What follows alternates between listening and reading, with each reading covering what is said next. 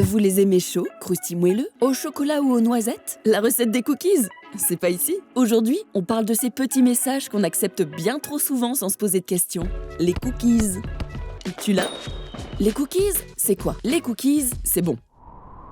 Plus sérieusement, sur Internet, les cookies sont des fichiers échangés entre l'ordinateur ou le téléphone d'un utilisateur et un serveur web contenant par exemple un nom d'utilisateur et un mot de passe. Une fois stockés sur le serveur, ils permettent de rester connectés à un site comme YouTube sans devoir se reconnecter à chaque fois. Mais alors, pourquoi ce nom? Le terme cookie ne dérive pas des fameux gâteaux, mais du terme anglais Magic Cookie. Il s'agit d'un paquet de données qu'un programme reçoit et renvoie inchangé. Ce terme a fait son apparition en 1994 lorsque Lou Montulli eut l'idée d'utiliser ces données dans les communications web. Aujourd'hui, il existe différents types de cookies. Les cookies internes, qui, comme vu précédemment, sont nécessaires au fonctionnement du site.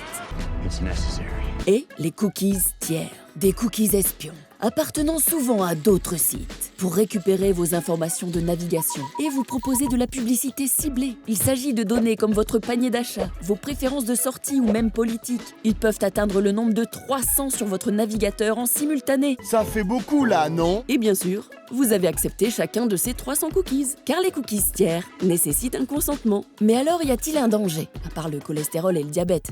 Les cookies tiers ne représentent pas de réelles menaces, si ce n'est vous proposer une publicité incongrue devant vos collègues de travail. Le risque réside plutôt dans les cyberattaques. Mais alors, sommes-nous surveillés? Si vous tapez l'adresse d'un restaurant suivi d'un tutoriel « Comment séduire au premier rendez-vous », il n'est pas très dur de deviner que vous avez un rencard. Comme il n'est pas difficile non plus de dire que vous allez lancer un nouveau produit si 90% de vos dernières recherches concernent vos futurs concurrents. C'est ce qu'un hacker peut deviner en récupérant vos informations de navigation lors des vols de cookies.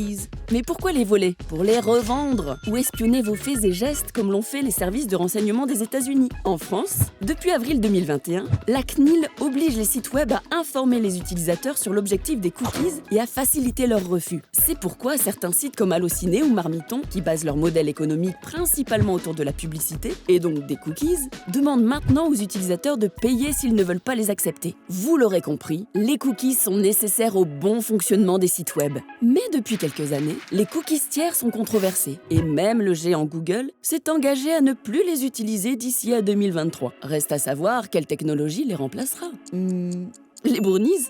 Alors les cookies? Tu l'as maintenant?